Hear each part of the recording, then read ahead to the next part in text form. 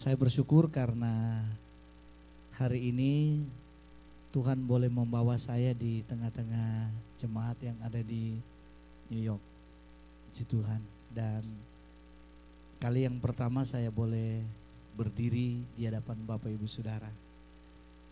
Dalam perjalanan manusia tidak ada yang disebut kebetulan, tapi semua sesuai dengan rancangan Tuhan. Sebab Alkitab berkata, rancangan Tuhan bukan rancangan manusia, dan jalan manusia bukan jalan Tuhan. Saya berterima kasih kepada Tuhan Yesus sebagai kepala gereja dan gembala yang agung, boleh melayani di tempat ini. Saya punya mimpi sudah bertahun-tahun, saudara. Bagaimana caranya untuk boleh datang pertama di Amerika? Sebab mau datang di daerah ini, saudara, ada dua hal yang perlu disiapkan. Pertama visa, kedua uang. Mau keluar visa tidak ada uang, sama bohong. Mau ada tidak ada visa, bohong juga, sama bohongnya. Sehingga memang datang di Amerika ini pergumulan. Tapi sekali lagi kalau saya ada di sini, ini semua adalah anugerah Tuhan. Dan haleluya. Saya tidak tahu kalau mau mulai dari mana, saudara, sebab mau bersaksi begitu banyak kesaksian. Mau bawa firman Allah, firman Tuhan itu sukacita, kabar selamat, kabar gembira, kabar yang menyembuhkan, kabar yang membuat kita tenang, netral, ya, netralisasi dari berbagai polusi dunia dan sebagainya. Dan kabar keselamatan ini membawa kita juga sejahtera, aman, merasa aman. Memang di sisi lain, saudara, negara Amerika ini aman. Negara Amerika ini negara yang maju dan sebagainya. Tapi jangan lupa bahwa selama kita masih ada di bawah kolong langit ini, pasti ada saja pergumulan. Dan saya berkata bahwa manusia belum dipisahkan oleh Allah dari pergumulan, dari tantangan, dari problem.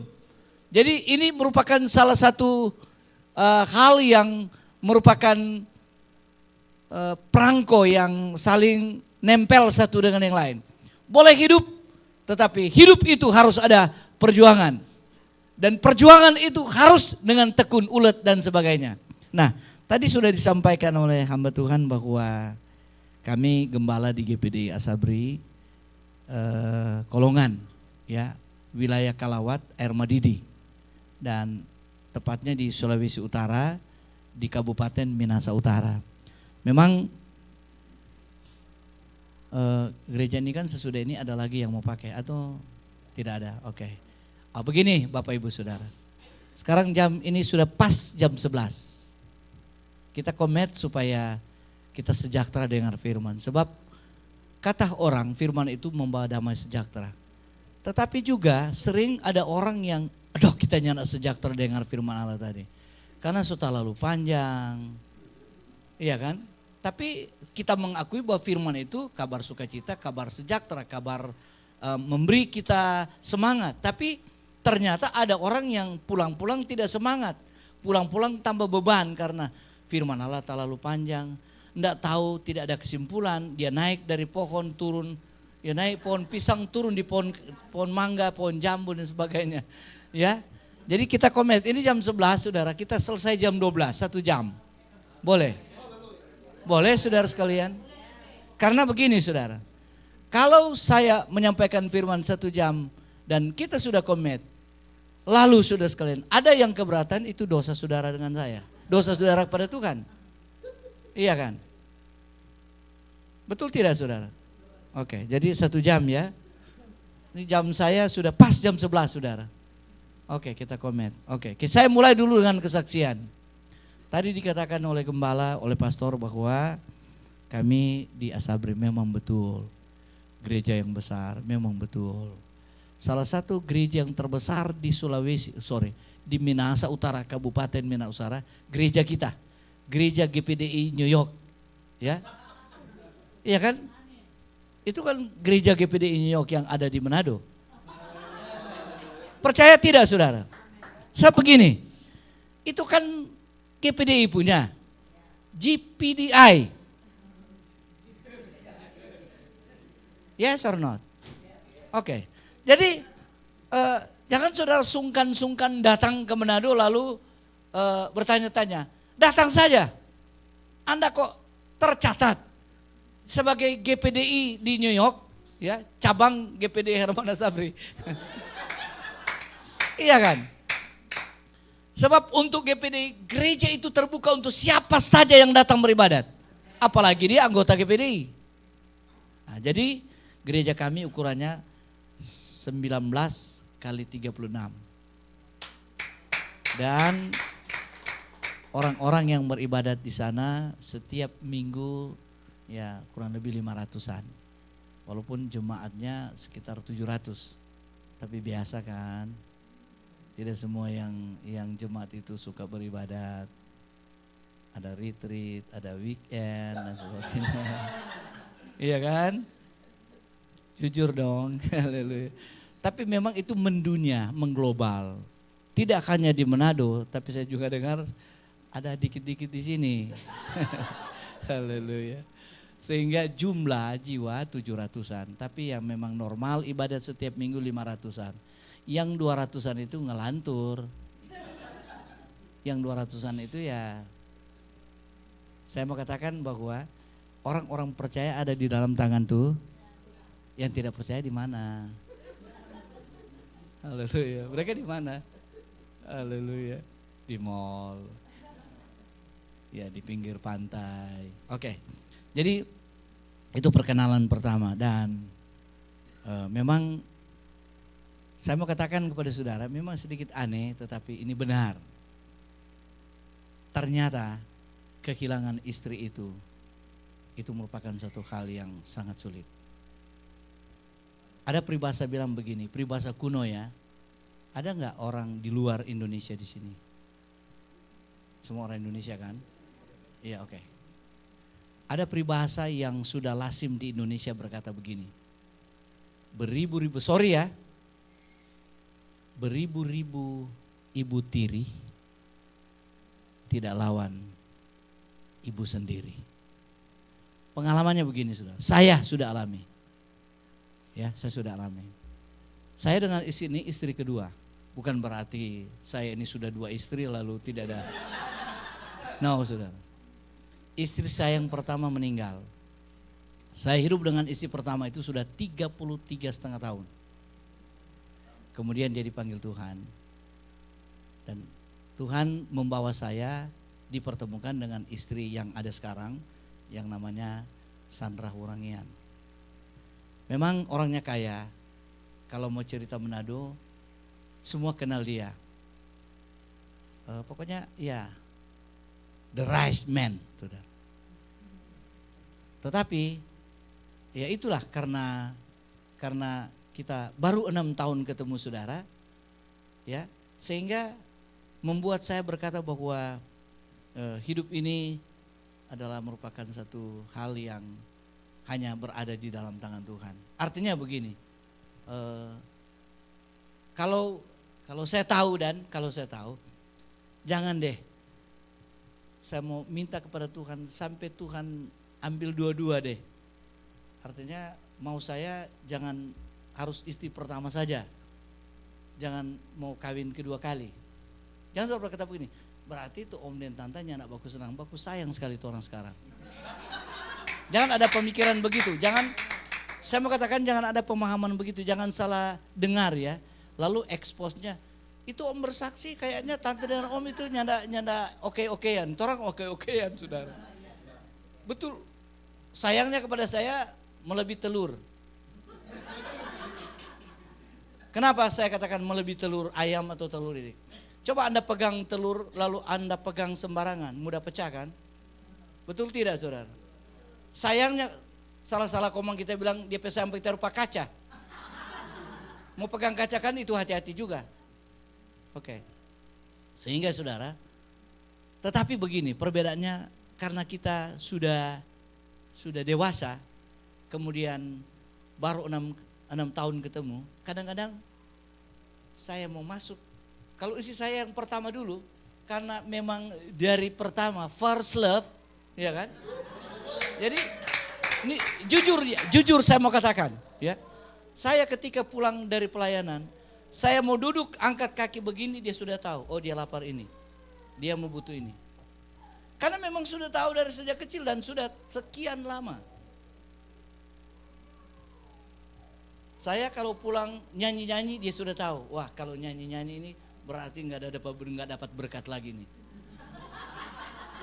Saya kalau dalam pelayanan nyanyi, ada girang besar, ada girang. Isi pertama, ketika saya masuk pintu lalu dia dengar ada pujian yang keluar dari mulut, berarti dia pulang lagi tidak ada berkat.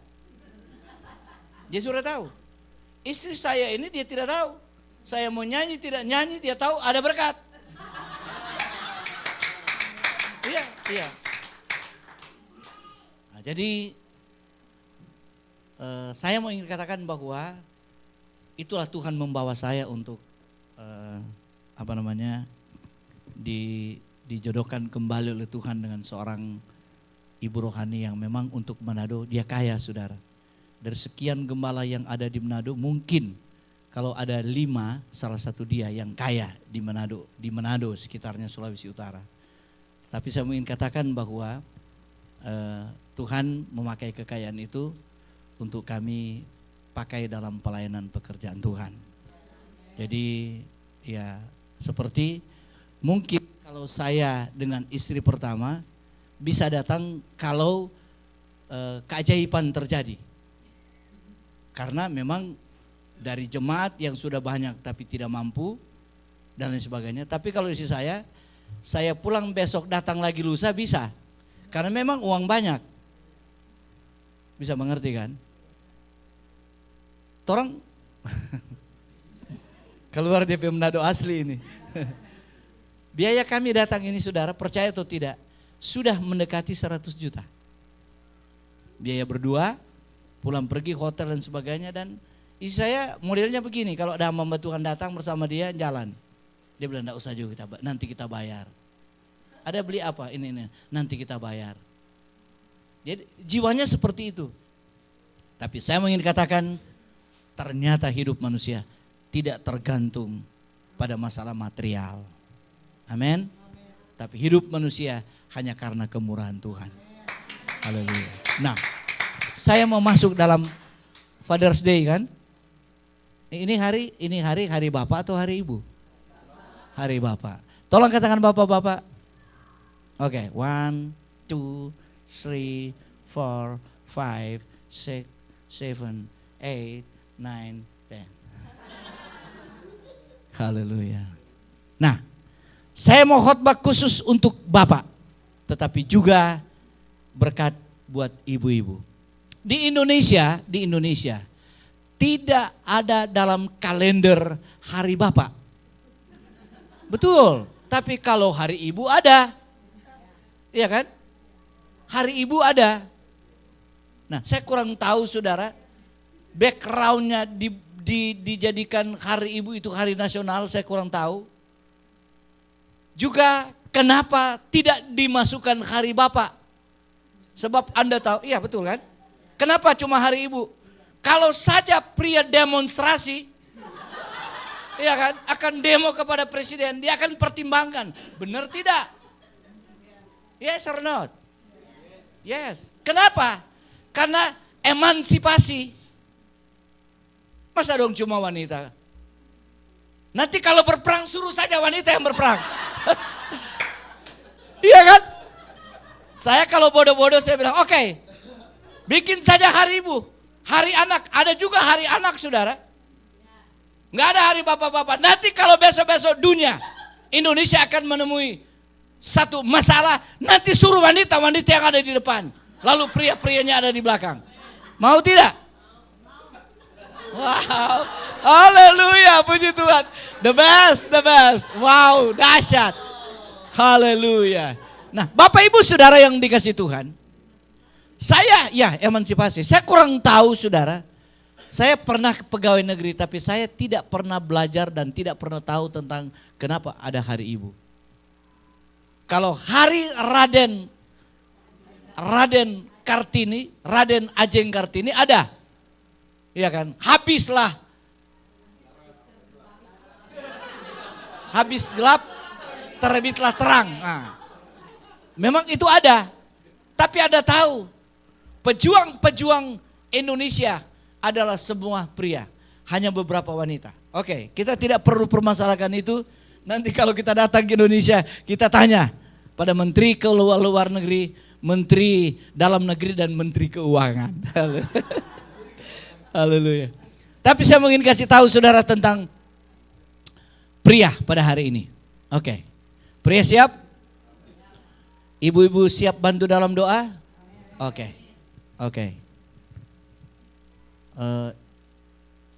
Berarti sudah banyak yang janda di sini ya?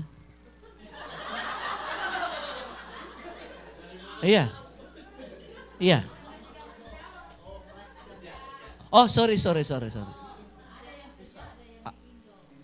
Oh, ada yang di Indonesia. Oh, tapi tidak janda kan?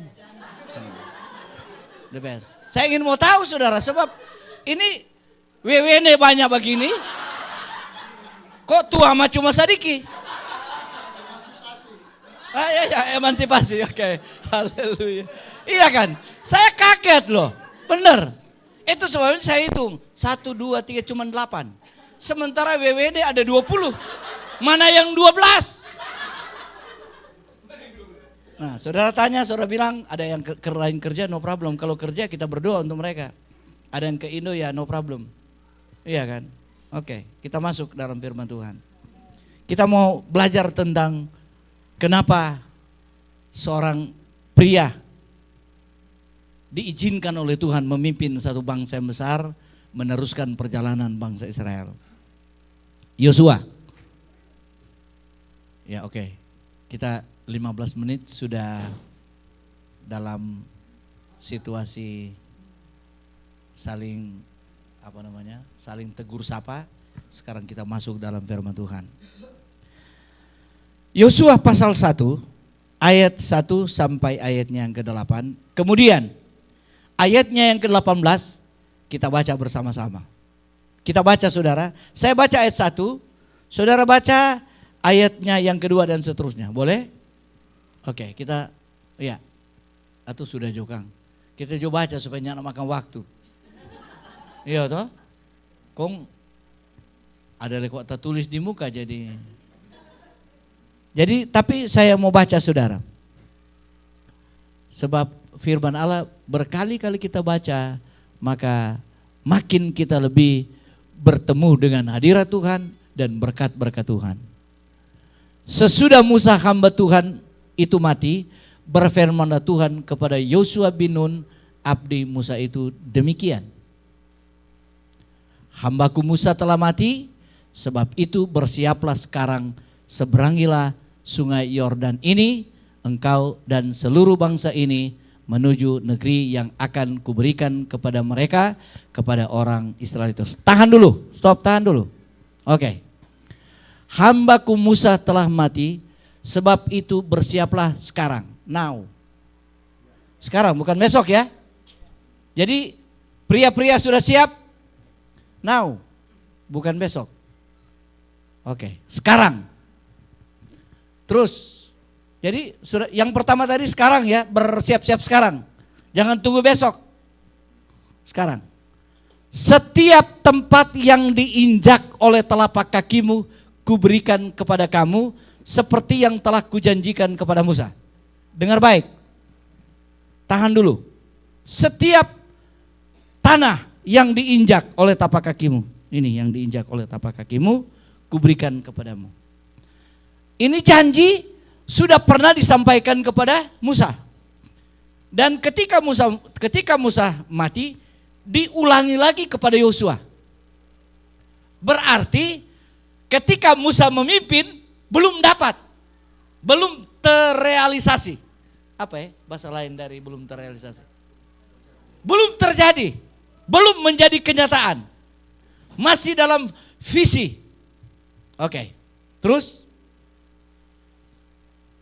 dari padang gurun dan gunung Libanon yang sebelah sana itu sampai ke gunung besar, yakni Sungai Efrat, seluruh tanah orang Het sampai ke laut besar di sebelah matahari terbenam, semuanya itu akan menjadi daerahmu. Wow, besar sekali.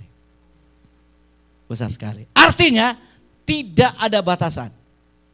Tidak ada batas. Di mana saja kakimu injak, kuberikan kepadamu. Lalu dia beri daerah, dia beri berapa luas. Ya. Terus. Haleluya. Ayat 5 ini merupakan jaminan. Tuhan bilang, kita mau kasih no. Kita mau bicara dalam bahasa Manado, boleh kan? Kita mau kasih no. Tuh tanah ngoni ada injak-injak. Kong, Yosua bilang, betul. Apakah tanah yang kita ada injang-injang di New York ini pemerintah mau kasih? Sedang Avenel aja, sedang perumahan saja dibayar 800 satu bulan. Toh? Apa? Kan bilang, ku berikan, artinya gratis. Toh? Nggak perlu bayar, saudara. For God nothing impossible. Yes? Artinya, bagi Tuhan tidak ada perkara yang mustahil. Mungkin saudara berkata bahwa, Om, enggak mungkin Om, kita gaji 1 bulan, belum cukup untuk, ya jadi tempo apa dang, itu rumah yang kita ada tinggalkan sekarang Tuhan mau kasih. Percaya saja saudara. Saudara tiap kali saudara masuk di rumahmu bilang, Tuhan, satu waktu rumah ini akan menjadi milik saya. Saudara bawa terus dalam doa. Saudara doa itu akan menjadi kenyataan. Cuman, ada kata dia punya aturan-aturan, no? Iya kata, no? Nyana kata contoh begini dong, kita saya contoh. Atau baca terus dulu Kang, supaya nanti saya baca. Setiap tanah yang, ya jadi begini. Seorang pun tidak akan dapat bertahan menghadapi engkau seumur hidupmu. Awo. Long time. Ya kan? Tidak ada yang bertahan melawan engkau. Dengan kata lain, tidak ada satu kekuatan di dunia ini yang mengalahkan kita. Iya kan? Tidak ada kekuatan saudara. Kekuatan apapun. Iya kan?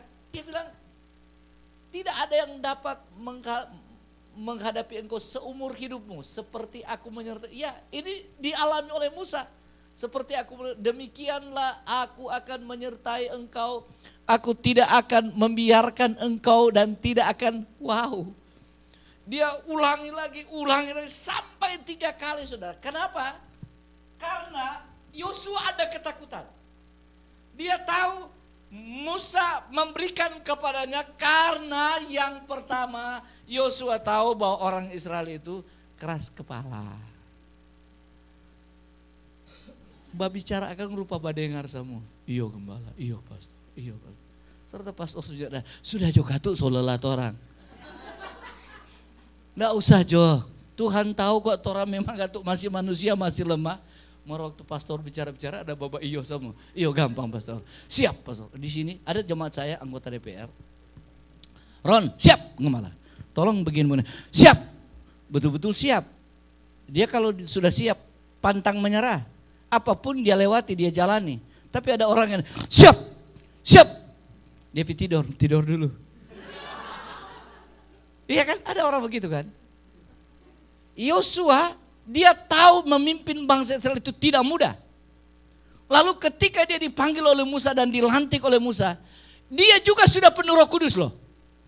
Anda tahu ketika dia dilantik, ketika dia ditumpangkan tangan, Roh Kudus menguasai dia.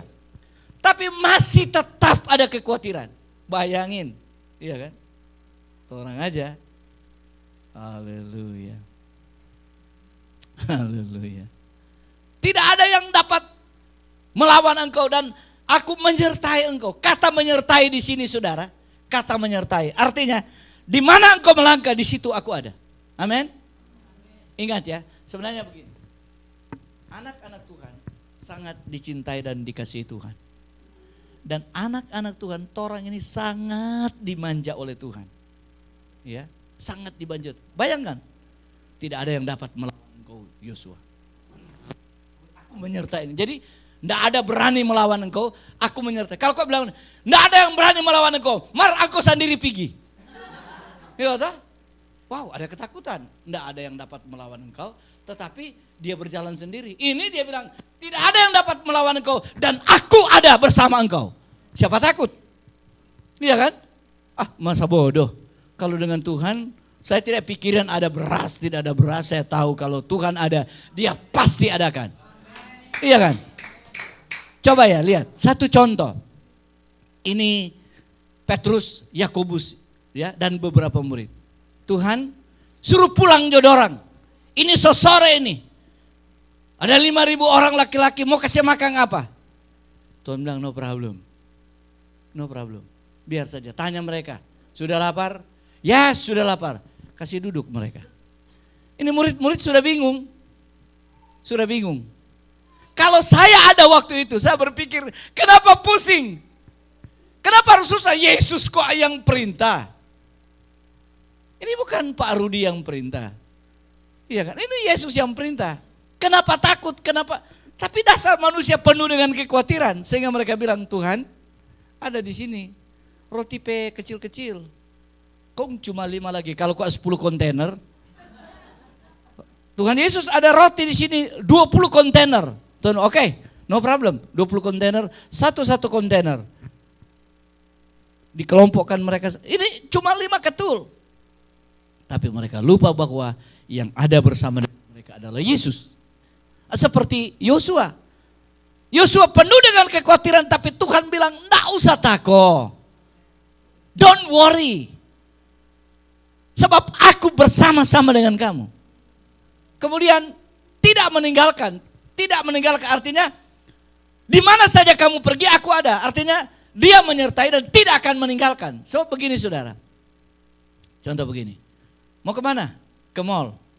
Oh, ke mall. Oke. Kita tunggu di sini pasiar jangan di mall. Toh? Kita tunggu di sini ngoni pasiar jo di mall. Tuhan Yesus enggak. Di mana ngoni pergi? Di mall. Kita ikut terus ya. Iya kan?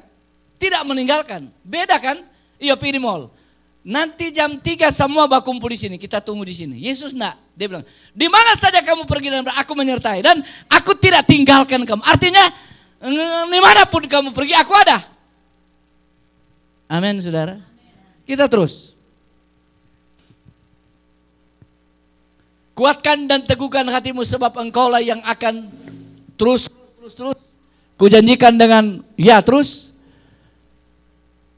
Hanya ayat 7 ini hanya kuatkan terus lagi. Janganlah engkau lupa, ya.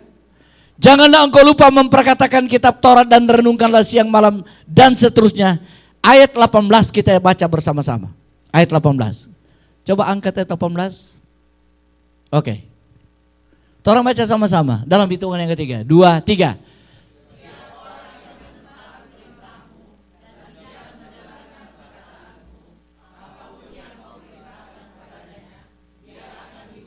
Stop. That. You understand that? You know? That. Yang nyandak dengar perintah, yang nyandak lakukan that. Jadi yang tidak mendengar dan melakukan firman apa? Mati. Mau mati saudara? Mau mati? No, kalau tidak mau mati dengar firman, gampang kan? Kan tidak susah saudara, tidak sulit. Saya ingin katakan kepadamu saudara, ketika engkau tidak melakukan firman, sebenarnya engkau mati perlahan-lahan di hadapan Tuhan. Itu harus ingat. Anda tahu ada 3 jenis kematian. Ada 3 jenis kematian menurut firman. Yang pertama, jenis kematian tubuh. Kematian tubuh. Kalau kematian tubuh artinya jiwa berpisah dengan tubuh. Betul? Siapa dia sudah mati? Sudah ada jiwa karu. Iya kan? Itu sudah mati. Jenis kematian yang kedua, kematian rohani. Kematian rohani. Ada banyak orang yang hidup di bawah kolong langit ini, tapi sebenarnya dia tidak sadar bahwa dia sudah mati di hadapan Tuhan. Amin. Yang tidak mendengarkan perkataanku dan mendengarkan perintahku, dia akan dihukum mati. Saya mau beri satu contoh saudara. Yang tidak mendengar perintahku, yang tidak melaksanakan perintah. Kemarin kami nyasar, memang kami ini berani. Pergi di Chinatown, kami cuma minta advice dari Agnes, suaminya yang wangko. Dia kamar, Om di street ini, avenue ini, pokoknya night rain. Oke, karena memang orangnya anak buta huruf, tahu baca.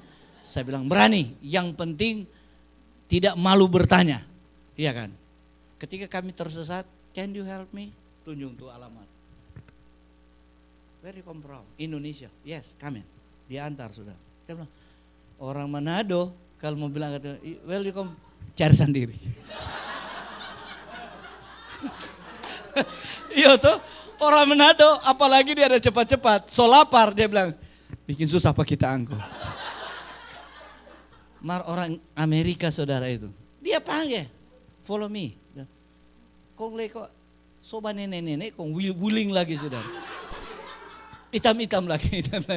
So salah di sesanda. Kalau kita kok ada ambil tuh masih muda kan boleh berjalan cepat-cepat. Sesanda punya perhitungan kalau bertanya pemuda kan bisa saja agak galak-galak sedikit toh. Ini perhitungan manusia diambil yang ibu-ibu yang ya sebaya dengan saya 60-an. Jadi ketu lembut. Can you help me? Why? Ini dia tunjuk. Wah. Follow me. Oh, thank you. No, mesti dia bilang thank you di sini toh.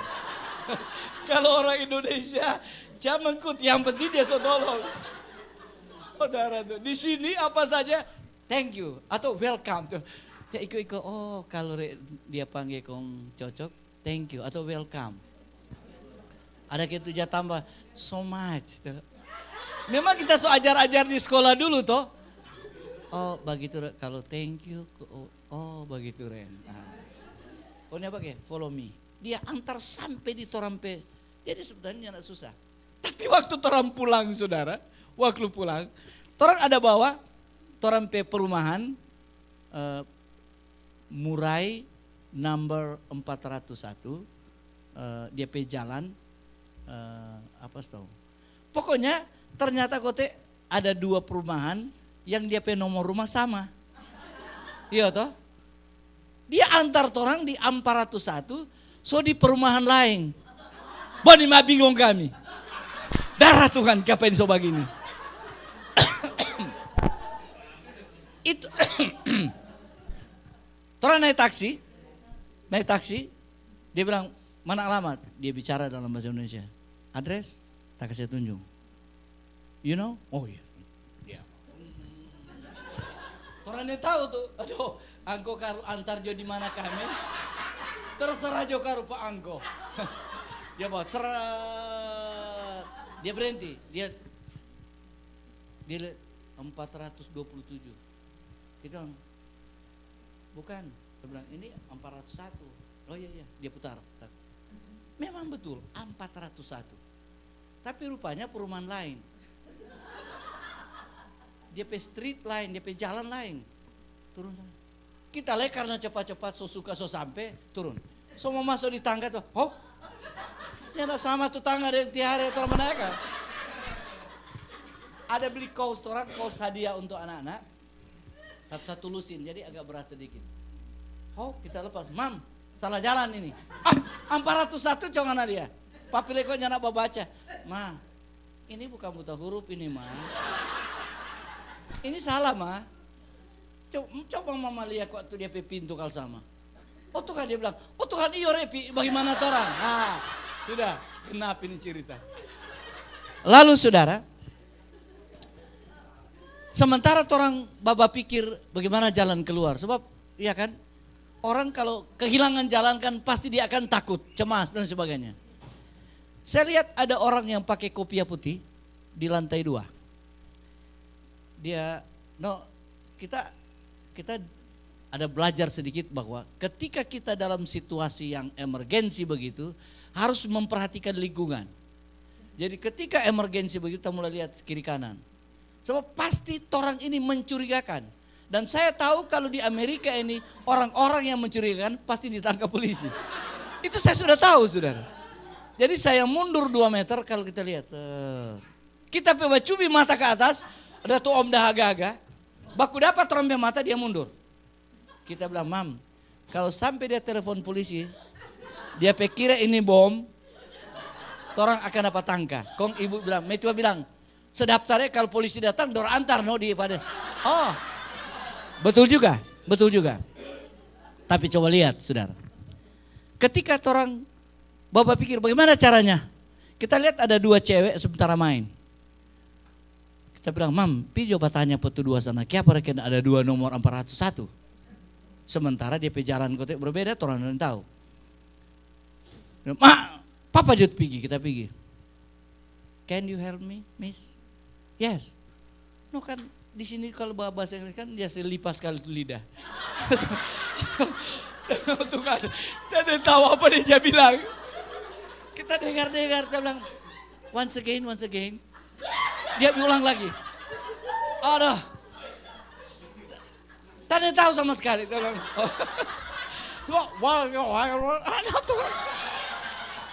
Kita tuh bilang, thank you miss, thank you. Dia dadah, kita dadah. Pergi saudara. Sementara kita dan sesandra baba cerita, bagaimana caranya? Kita bilang begini Jo Mam. Toran dola taksi ulang Jo.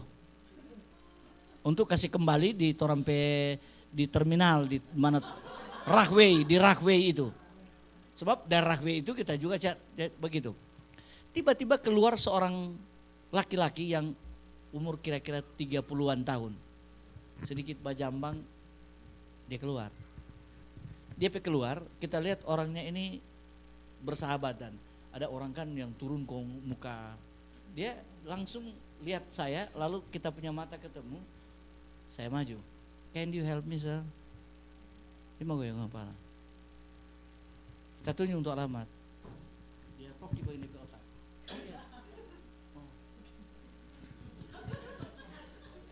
Oh iya. Dia bilang,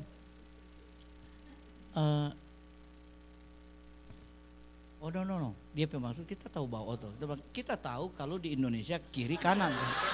Ini aduh kasihan. Udah. Akhirnya dia naik di oto. Ketika dia naik di mobil saudara sekalian, kita tunjuk lagi tuh alamat. Ternyata wowok kote. Telepon itu. Oh bisu. Aduh. Kita bilang, Mam. Aduh. Kiranya Tuhan saja yang bekerja.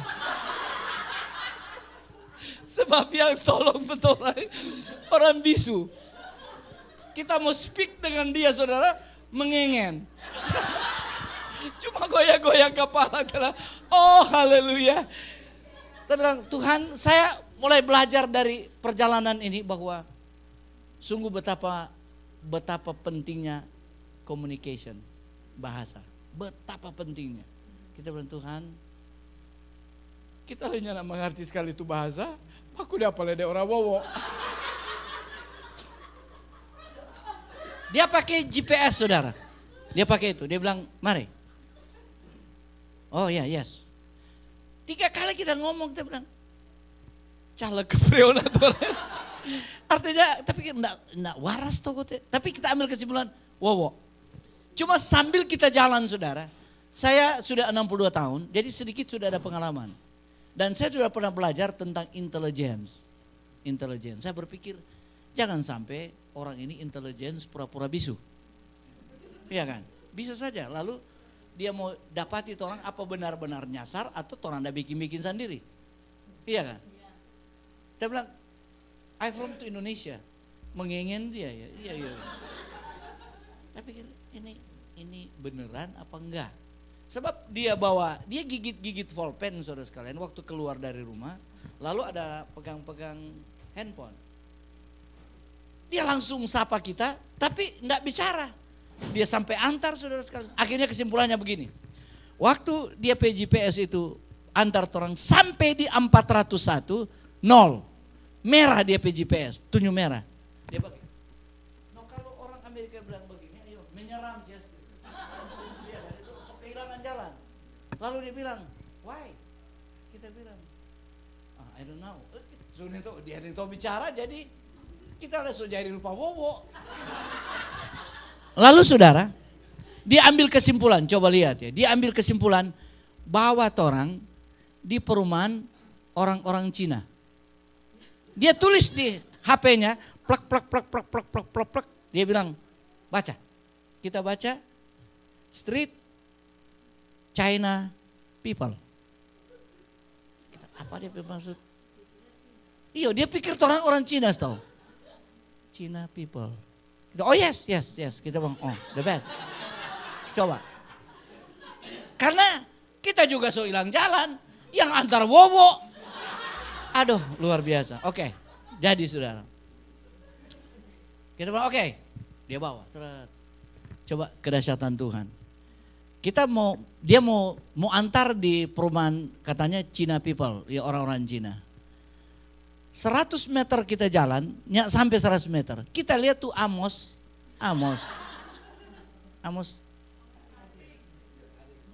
Apa dia punya paham tarane? Amos Tasik sementara telepon. Di pinggir jalan, di trotoar. Kan kalau kita dari sebelah jalan, rumahnya di kiri. Yang anehnya dia telepon di sebelah kanan. Iya kan? Saya juga berpikir 7 kali saudara tentang peristiwa ini. Loh kok you punya rumah di sini, kok telepon di sini? Berapa susahnya dia telepon saja di situ kan? Tapi Tuhan suruh dia di sana supaya saya lihat. Betul saudara? Ini yang kita bilang Tuhan menyertai dan tidak meninggalkan. Bisa amin saudara? Bisa amin? Jadi ketika saya maju dengan kecepatan, dia pakai kecepatan tinggi, kita pakai dia pala-pala.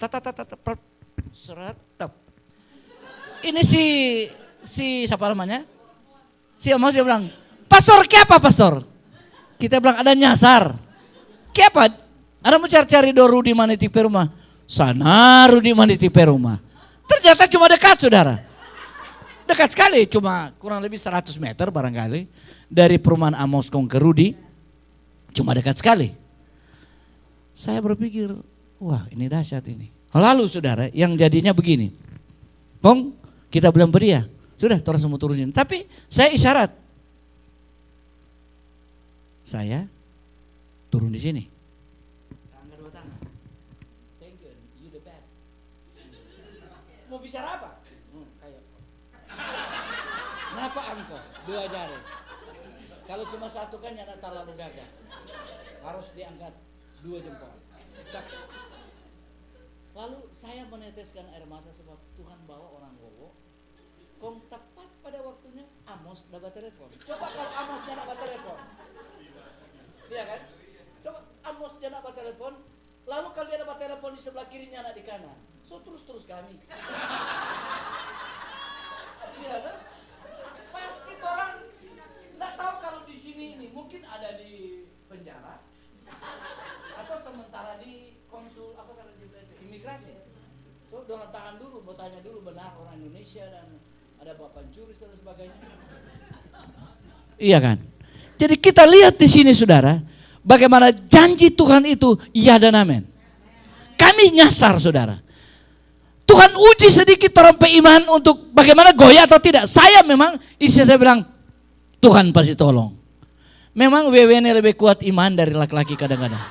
Betul saudara. Harus diakui perasaan dari wanita itu lebih tajam dari laki-laki. Kita sudah mulai goyah kemarin. Darah Tuhan ini kalau polisi mau tangkap ini. Kasihkan di Facebook. Pendeta Warren dan Sandra Warren yang ketangkap polisi di Amerika. 1 jam kemudian sudah ada di Indonesia. Kapok. Sorasa ngonipe perjalanan. Perjalanan yang tidak menyenangkan. Iya kan? Jadi tapi istri saya bilang, enggak Tuhan pasti tolong. Tuhan pasti tolong. Ternyata Amos, kita tanya, Amos, siapa kan mesti buat telepon? Dia bilang, kita lain tahu. Tanya. Kemarin, tadi malam kita khotbah di kumpulan Languan. Kita tanya, Amos, siapa yang nambah telepon? Kita lain tahu. Kita, oh berarti Tuhan suruh ngana di situ supaya baku dapat om. Ya barangkali dibilang kesimpulannya sampai situ dulu. Iya kan? Jadi saudara kita lihat di sini bagaimana Tuhan menyertai dan tidak meninggalkan. Itu persoalannya, tidak meninggalkan. Jadi Anda jangan khawatir. Kalau Anda jadi seorang bapak yang melakukan firman, ya, seorang bapak yang tunduk kepada otoritas Tuhan, don't worry. Jangan khawatir, jangan takut. Tuhan Yesus pasti menolong saudara. Amin. Itu pertama. Jadi persyaratan-persyaratan yang diberikan oleh Tuhan, yang dilakukan oleh orang percaya untuk mendapatkan daerah di mana Tuhan berikan kepada saudara, maka ada tiga. Saya tulis di sini ada tiga peraturan. Yang pertama ayatnya yang ke-6, ayatnya yang ke-6 dan ayatnya yang ke-7. Kemudian yang kedua, saya tidak, karena sudah dibaca tadi, peraturan yang kedua dalam ayatnya yang ke-7 dan ke-8. Itu aturan yang kedua. Jadi aturan yang pertama, kalau mau daerah di mana engkau injak akan diberikan oleh Tuhan kepadamu, Anda harus pertama yang Anda lakukan, kuatkan dan teguhkan hati. Amin. Rupa kalamari no. Torang langsung kuatkan dan teguhkan. Nyana bimbang torang dang. Nyana kacau saudara. No kalau saya dengan istri saya sudah berantem umpamanya, engkau kok salah, ada bilang mesti dorang antar. Memang kemarin waktu kami keluar ke Chinatown saudara, saya bilang, "Mah, dorang antar juga yang torang tak tinggal di jalan torang nyasar." Istri bilang, "Torang kan nyana buta huruf, pasti kuat nyana apa-apa kuat." Bapak tanya no kalau itu kita akan ulang sama dia, coba lihat. Sekarang torang nyasar, apa bukan karena salah? Torang saling menuduh satu dengan lain, berantem torang. Ya kan, nyana kesampaian. Tapi karena kita berkata kuatkan dan teguh, artinya kita tidak goyah. Kita tidak terpengaruh dengan situasi. Kita langsung mengambil kesimpulan, pasti Tuhan tolong. Sehingga sudah tidak nyasar. Ya, sudah nyasar. Ya saya ulangi, sudah nyasar tetapi Tuhan tolong. Amin saudara. Ada peribahasa berkata begini, kalau Tuhan membawa kita di tebing seperti ini, hanya ada dua hal. Kalau torang jatuh, Tuhan akan menopang kita. Haleluya. Yang kedua, kalau kita jatuh, dia akan ambil kita untuk kita belajar terbang. Amin saudara. Ku terbang tinggi. Ada itu lagu kan? Ya seperti itu. Yang kedua, bertindaklah hati-hati. Ini penting saudara. Jadi kuatkan dan teguhkan hati artinya jangan goyah. Apapun pergumulan yang kita hadapi, jangan kita goyah. Selalu teguh, artinya kita selalu beriman bahwa Tuhan Yesus pasti menolong. Kalau saya cerita pengalaman kami dalam pelayanan pekerjaan Tuhan, sungguh banyak sekali. Tapi pengalaman itu membuat kita kuat dalam Tuhan dan kita membuat tegar dalam pelayanan. Yang kedua, bertindaklah hati-hati. Bertindaklah hati-hati. Jadi Tuhan mau kasih secara gratis daerah di mana engkau injak. Tetapi pertama kuatkan dan teguhkan hati. Yang kedua bertindaklah hati-hati. Ini firman menurut firman Tuhan ringan. Ringan artinya ini kan gampang-gampang dilakukan. Bertindaklah hati-hati. Hati-hati yang penting kalau jalan ya lihat. Iya kan, hati-hati. Nah, itu bangsa Israel bisa lolos dengan dua aturan ini. Nah, biasanya saudara, kalau Tuhan membawa kita dalam kemuliaannya Tuhan, bukan seperti enak-enak, plek sudah berada di daerah yang aman. Enggak. Amin. Kita harus melewati berbagai proses. Setuju tidak saudara? Kita melewati berbagai pergumulan. Jadi masuk dalam pergumulan pertama, lolos. Pergumulan kedua, lolos. Sekarang pergumulan yang ketiga. Jadi aturan yang ketiga. Yang kedua tadi hati-hati. Semua saya percaya kita mampu. Hati-hati. Ada ekstra ketat. Iya kan? Nah, aturan yang ketiga ini yang agak sulit. Agak sulit. Yang pertama, jangan menyimpang ke kiri dan ke kanan. Kemudian, merenungkan firman Tuhan siang dan malam. Amin. Jangan menyimpang ke kiri atau ke kanan. Apa sih yang dimaksud dengan jangan menyimpang ke kiri atau ke kanan? Jangan menyimpang ke kiri atau ke kanan. Jangan menyimpang ke kiri atau ke kanan. Bagaimana kira-kira dimaksud dengan hal ini? Ya. Yes. Artinya jalannya harus di tengah dong. Jangan menyimpang ke kiri atau ke kanan. Yesus berkata, I am the way. Kita malah mau terus jangan salah kita bicara saudara, lalu saudara tertawa kan. Pokoknya itu no. Yohanes 14 ayat 6. Pokoknya kita subuhkan yang pertama, Yesus itulah jalan. Jadi kalau Yesus berkata aku adalah jalan, jangan ke kiri atau ke kanan. Jangan cari jalan lain. Amin saudara. Yesus ya Yesus. Anda tahu ketika kita percaya Yesus, maka Yesus akan memberkati kita. Saudara, Yesus itu adalah juru selamat. Kenapa kita perlu Yesus? Sebab selain Yesus adalah juru selamat, Yesus itu dokter. Dia tabib. Dia penyembuh dari seluruh penyakit yang ada dalam hidup manusia. Kata orang, ada satu penyakit yang hanya bisa dideteksi oleh firman, tidak dapat dideteksi oleh alat yang secanggih apapun di Amerika ini. Penyakit apa itu? Haleluya. Pandang terus padanya, jangan menoleh, jalan terus, jangan pandang saja Yesus. Sekarang saya mau tanya, yang pandang salah orang lain, mereka-mereka yang bagaimana caranya? Mereka-mereka yang sifatnya seperti, nah itu yang tidak dapat dideteksi oleh dokter.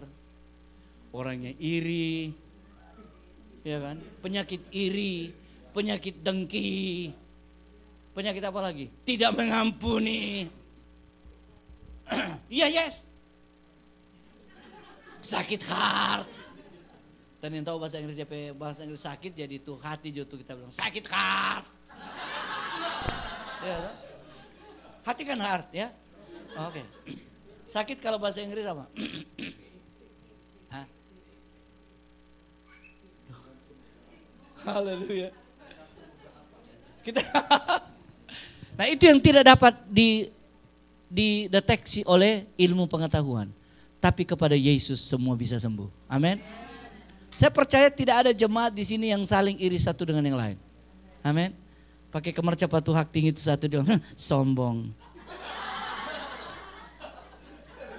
Gajili cuma begitu, basyo kendo ondeng hak tinggi. Kalau di Manado saudara hati-hati sekali.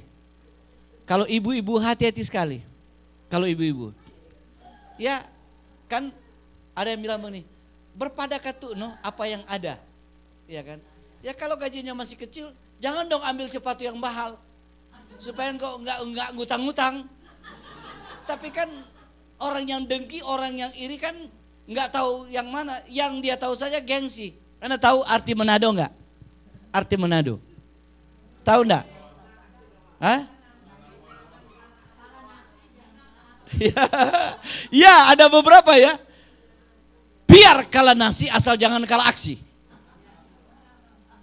Lalu ada yang lain-lain menang aksi doang.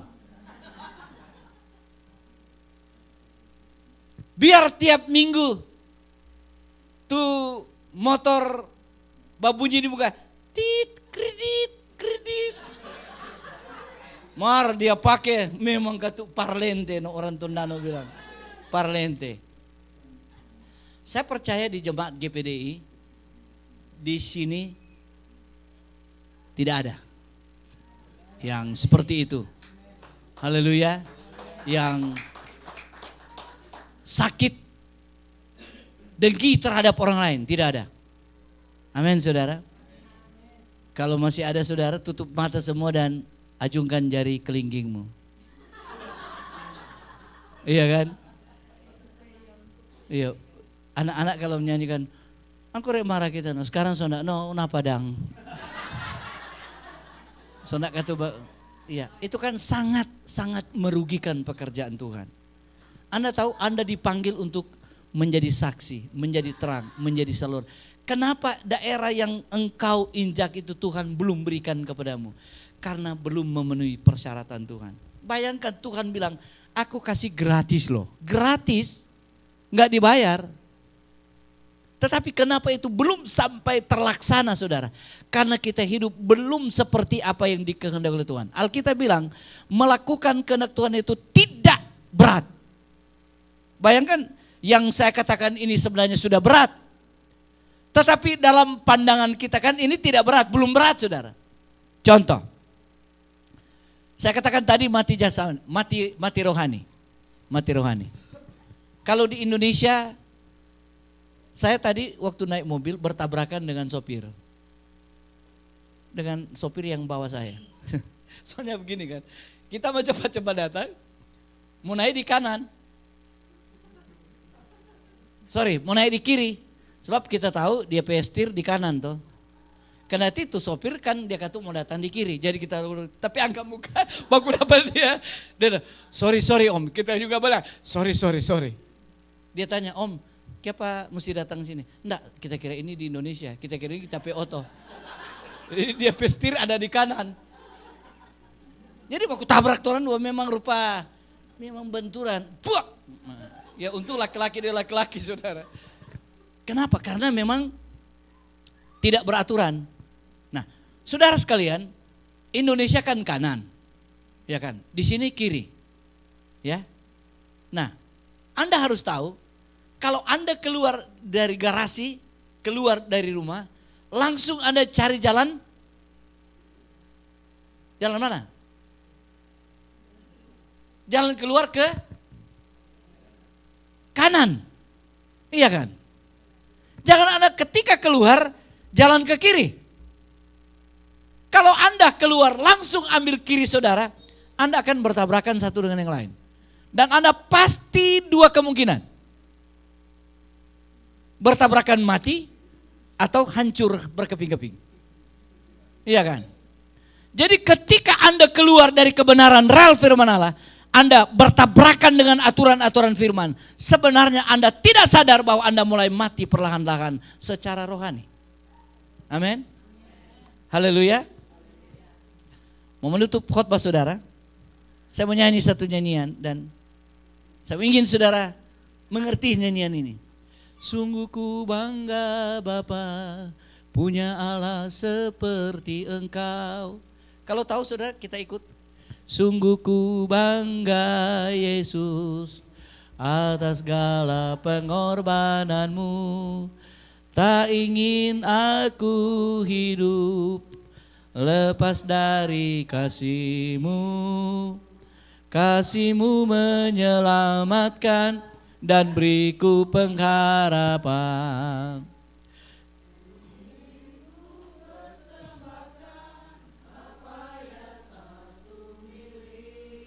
Stop dulu. Mengerti enggak pujian ini? Yes? You understand? You understand? Oke. Ingin ku persembahkan apa yang aku miliki.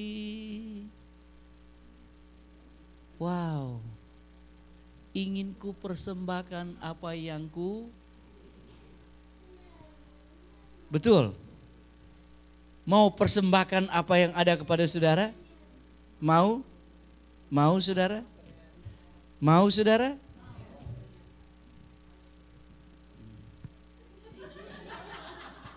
Haleluya. Puji Tuhan. Di sini banyak kali kita cuma pinter berkata, cuma pinter nyanyi. Tapi sebetulnya ketika firman itu datang dalam kehidupan kita, kadang kita berkata, Tuhan kita belum seperti apa yang dimintakan oleh firman Tuhan.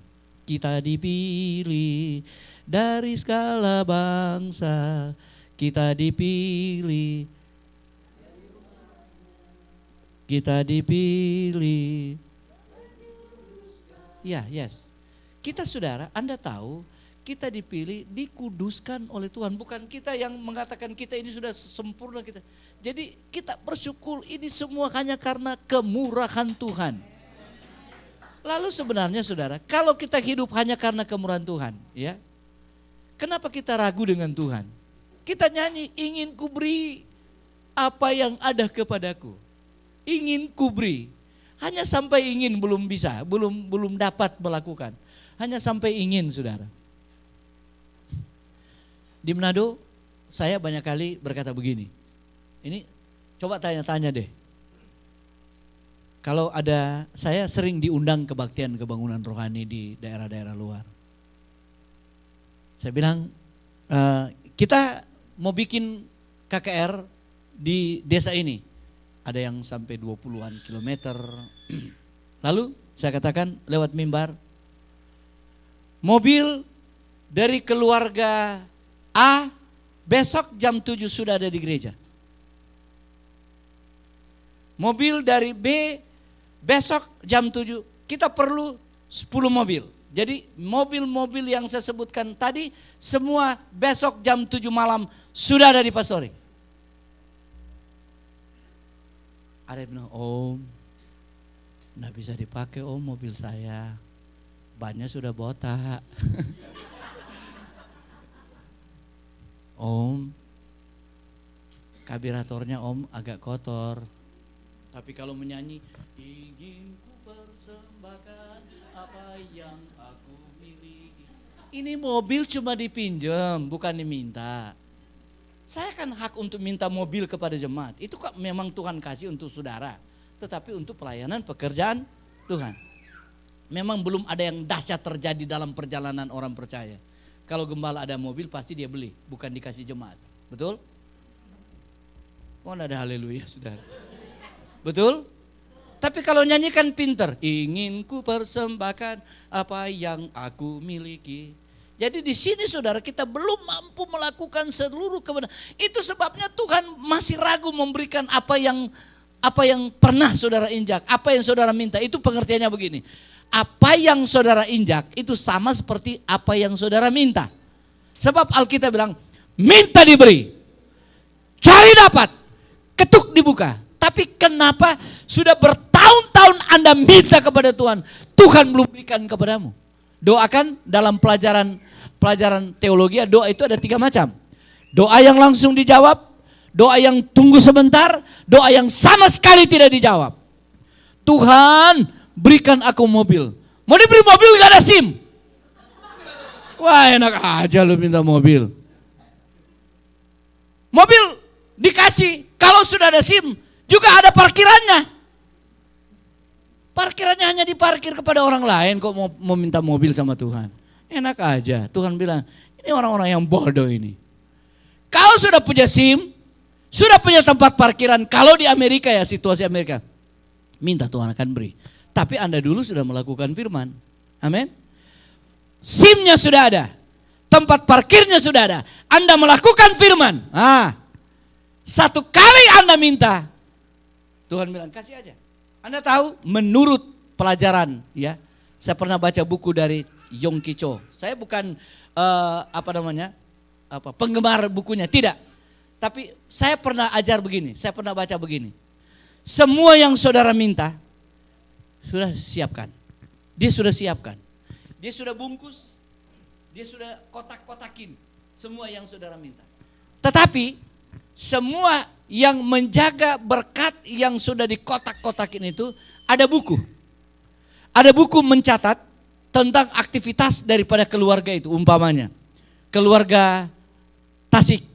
Sorry ya, Tasik apa keluarganya? Kartika. Tasik Kartika. Ini, dia pernah minta rumah yang dia tinggal sekarang kalau boleh Tuhan serahkan kepadanya. Sudah ditulis, tanggal sekian keluarga Tasik sudah berdoa itu. Tuhan bilang, 10 saja persyaratan yang dia ikuti, saya kasih. 10 saja, jangan 20, jangan banyak, 10 saja. Pertama, setia kepada Tuhan, setia beribadat. Oke, kesetiaan beribadat the best. Kemudian, kesetiaan dalam pelayanan, kasih mengasihi semua turut. Pemberian, perpuluhan dan sebagainya, semua. Tapi saudara sekalian, ada kesalahan di lain, nggak bisa tersinggung. Wah, ini bro ini nurut. Tapi kalau mau dipaksa, bro, ini dipaksa selalu. Kali lain aja. Tuhan bilang, sebenarnya semua kirim ditahan lagi. Iya. Masuk pada tahapan yang ke-9, tahapan yang ke-10. Jadi tinggal dua kriteria yang dia genapi langsung diberikan oleh Tuhan. Tapi 2 kriteria ini agak sulit. Dia bilang, lebih baik gembala minta duit sama saya daripada gembala singgung saya. Padahal kurang itu sebenarnya yang Tuhan tunggu. Kalau dia luluh, kalau dia hancur, maka apa yang diminta Tuhan akan berikan. Saudara paham Alkitab ini, saudara? Amin, saudara. Sehingga sekali lagi, apa yang kita minta kepada Tuhan, dia akan berikan. Dan saya mau ingin katakan dalam khotbah penutupan saya bahwa Tuhan itu tidak pernah ingkar janji. Ada tuh pujian, saudara? Ada pujian itu kan? Tak pernah ingkar janji, semua yang difirmankannya pasti akan digenapi. Kenapa firman ini belum digenapi dalam perjalanan hidup saya? Tanya dulu pada dirimu dong. Setia enggak? Kita wanti-wanti, kalau Tuhan tolong saya, kalau Tuhan sembuhkan saya, kalau Tuhan pimpin saya dan sebagainya, saya akan. Setelah diberkati, Tuhan, itu kan persoalan tahun kemarin. Seperti cerita orang Sanger kan, di sini ada orang Sanger enggak? Ada, iya. Saya 3 tahun gembala di Siau. Itu sebenarnya ia mesingkak ke dia bagai medato orang Siau. You Siau mana? Sanger mana? Siau, tengah deh. Jadi kok mesingka orang tua saya. Wow, saya di Lagaeng loh, 3 tahun di Lagaeng Batu Sengko, Siau Barat. Sawang, Merani Peling. Ya dekat, Merani artinya dekat. Wow, dahsyat sekali kita ketemu di sini. Luar biasa. Ini ceritanya gini. Ketika mereka cari ikan, sudah siang, ini pakai perahu. Sudah siang, nggak dapat. Pas mereka pulang-pulang, kemudian papa dan anak berkata begini, aduh, kalau Tuhan tolong, biar hanya seekor yang didapat, yang separohnya kita kasih untuk Tuhan, yang separohnya untuk kita. Oke. Sambil mereka pulang menggayung perahu mereka, kail mereka lempar. Jadi kail mereka taruh lagi. Kemudian sudah kurang lebih setengah jam mereka pulang menuju ke rumah, menuju ke darat. Tiba-tiba kail mereka dimakan ikan. Lalu mereka berkata, loh, puji Tuhan, dapat ikan. Lalu mereka bergulat dengan ikan ini. Ternyata ikan ini besar. The big fish, the big. Haleluya. Ikan besar. Tarik. Kemudian saudara sekalian, sampailah di darat. Ketika sampai di darat, sambil bersih-bersih pukat, kail, anak ini langsung ambil ikan, dia pikul ikannya. Sampai di rumah dia taruh, dia bilang, Ma, potong 2 ikannya, yang separuh untuk gembala, untuk pastor, yang separuh kita. Papanya dengar, Dek, apa yang kamu ngomong sama mama? Enggak, kan papa bilang yang separuh untuk pastor, yang separuh untuk kita. Itu kan cerita di laut. Dek, jangan dek, itu kan cerita kita di laut. Cuma kita berdua yang tahu. Jadi katanya persoalan di laut jangan bawa di darat. Ah, celaka loh. Hebat. Nah, banyak kali kita seperti itu, saudara. Kita kurang paham tentang bagaimana cara kerja Allah. Dan puji Tuhan, hari ini kita tahu rahasianya bahwa apapun yang kita minta kepada Tuhan, Tuhan akan beri. Tetapi ada persyaratan-persyaratan yang kita harus lakukan. Sehingga saya katakan janji Tuhan tidak pernah itu tidak digenapi. Saya mau tutup dengan satu pujian, saya mau nyanyi bahasa Siau, saudara. Barangkali ini oleh-oleh untuk teman saya ini, untuk saudara saya ini. Ya, memang kalau kesayangan orang Siau yang laki-laki itu ungke. Kalau Manado, alo. Kalau Tondano, utu. Saudara tahu? Itu panggilan kesayangan. Orang Siau itu, saudara, orang kuat-kuat. No. Keke. Haleluya. Mohon maaf ya, saya mau nyanyi satu nyanyian untuk menutup foto saya. Saya mau kasih oleh-oleh. Saya arengu. Habiking. Miki. Nah, boleh nih gampang. Memang dada kehengang. Arengnya mas dada kehengang. Artinya dia nama gagah sekali. Oke. Haleluya. Mohon maaf ya. Saya mau tutup khotbah saya dan terima kasih tentu untuk kesempatan ini. Jangan saya lupa. Besok jam 8 kami harus ada di bandara. Karena menurut tiket yang kami sudah beli. Jam 11 kami tinggalkan New York ini untuk pulang ke Indonesia. Salam hangat untuk saudara, berdoa terus untuk kami juga berdoa untuk saudara. Dan saya mohon, mari kita melayani Tuhan sampai Tuhan mau datang kali yang kedua. Oh mau marondo rua tayama. Kau mesingkai? Oh, dia tahu tapi sedikit-sedikit.